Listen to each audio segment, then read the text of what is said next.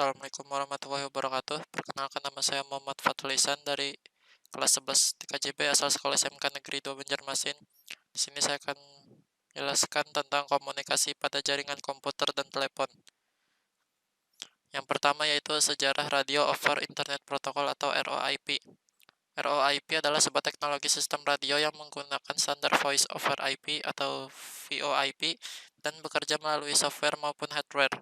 ROIP awalnya ditemukan oleh David Cameron, seorang radio amatir yang berasal dari Vancouver, British Columbia. David tertarik untuk mengembangkan teknologi two-way radio. Pada tahun 1998, David membuat Internet Radio Linking Project atau IRLP. Ternyata proyek David telah mencapai hasil yang memuaskan, dan sampai saat ini terus berkembang. Teknologi ROIP sendiri dimulai pada tahun 2002 sebagai pemenuhan terhadap kebutuhan sistem jaringan penghubung dalam pasar komersial. Di Indonesia, perkembangan ROIP yang dikenal dengan QSO mulai muncul pada tanggal 12 Agustus 2002 dan diuji cobakan pada tanggal 29 Oktober 2002. Jenis-jenis protokol pendukung ROIP. Yang pertama ada base station. Base station adalah suatu alat yang berfungsi untuk menghubungkan perangkat yang satu dengan perangkat yang lainnya yang berada dalam satu jaringan. Jaringan yang menggunakan base station adalah jaringan nirkabel. Pada jaringan nirkabel, media yang digunakan untuk saling bertukar data adalah menggunakan gelombang elektromagnetik. Disinilah peran dari base station. Base station akan berfungsi sebagai pemancar dan penerima data dari jaringan lainnya. Yang kedua ada IP gateway.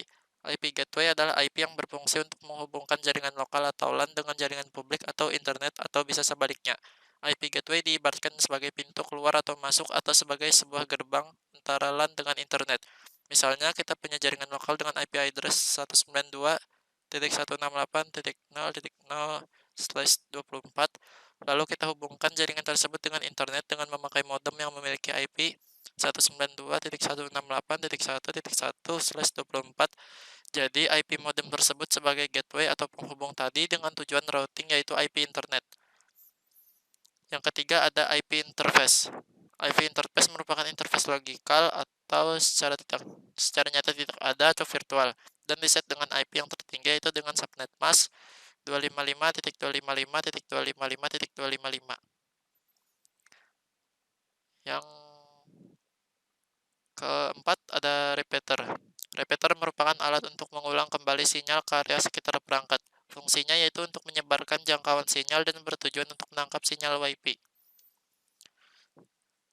Berikutnya, software yang digunakan untuk membangun server radio online. Yang pertama ada Icecast. Icecast dikelola oleh Shift.org Foundation. Kemampuannya yaitu memutar audio sebagai Opus atau Vorbis dan memutar video sebagai WebM atau Theora. Yang kedua yaitu ada Shoutcast. Shoutcast dikembangkan oleh Nullsoft. Shoutcast berfungsi untuk membuat atau mendengarkan siaran audio internet dan memperluas keberadaan ke web. Yang ketiga, Darwin Streaming Server. Darwin Streaming Server dirilis pada tanggal 16 Maret 1999 dan mampu melakukan streaming berbagai jenis media. Berikutnya yaitu perangkat komunikasi pada jaringan telepon dan komputer. Perangkat komunikasi pada jaringan telepon dan komputer terbagi menjadi dua, berbasis kabel wireline dan berbasis nirkabel atau wireless. Yang berikutnya itu berbasis kabel atau wireline. Berbasis kabel terbagi jadi tiga. Yang pertama ada kabel tembaga. Kabel tembaga merupakan konduktor listrik dan digunakan dalam pembangkit listrik dan transmisi daya. Yang kedua yaitu fiber optik. Fiber optik merupakan perangkat yang terbuat dari kaca atau plastik yang sangat halus dan digunakan untuk mentransmisikan cahaya. Dan yang ketiga itu hybrid. Hybrid merupakan teknologi jaringan broadband yang menggabungkan kabel koaksial dan fiber optik. Untuk yang berbasis nirkabel atau wireless terbagi menjadi 4. Yang pertama ada Base Transceiver Station. Base Transceiver Station merupakan infrastruktur telekomunikasi yang memfasilitasi komunikasi nirkabel antara perangkat komunikasi dan jaringan operator. Contoh perangkat di sini adalah telepon seluler, dan jaringan nirkabel. Sedangkan untuk jaringan operator diantaranya ialah GSM, CDMA, atau platform TDMA. Yang kedua yaitu BSC atau Base Station Controller. Base Station Controller merupakan komponen jaringan seluler penting yang mengontrol satu atau lebih stasiun pemancar BTS dan berfungsi untuk manajemen jaringan radio. Yang ketiga ada MSC atau Mobile Switching Center. Mobile Switching Center adalah merupakan titik penyampaian atau penyambungan utama untuk teknologi GSM. Bertanggung jawab untuk menghandle beberapa panggilan suara dan SMS sebaik mungkin dengan layanan-layanan yang lain seperti conference calls, fax, dan circuit switched data. MSC membangun dan merealisasikan hubungan end-to-end, mengatur pergerakan penggunaan permintaan handover selama panggilan berlangsung, dan melakukan penghitungan dari biaya dan juga monitoring dari pencatatan penggunaan layanan.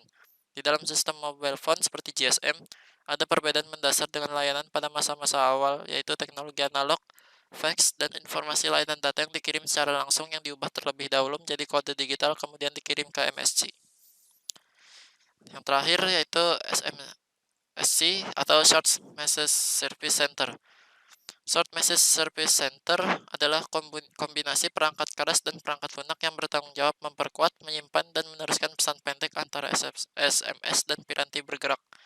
SMSC harus memiliki kehandalan, kapasitas pelanggan, dan throughput pesan yang tinggi. Selain itu, SMS juga harus dapat diskalakan dengan mudah untuk mengakomodasikan peningkatan permintaan SMS dalam jaringan yang ada. SMSC mentransfer pesan dalam format point-to-point pada sistem yang melayani. SMSC berfungsi menerima SMS yang dikirim, menyimpannya untuk sementara, dan memforward atau mengirimkan SMS tersebut ke mobile subscriber MS ataupun SME tujuan. Sekian, terima kasih dari saya. Apabila ada kesalahan, mohon maaf, saya akhiri. Wassalamualaikum warahmatullahi wabarakatuh.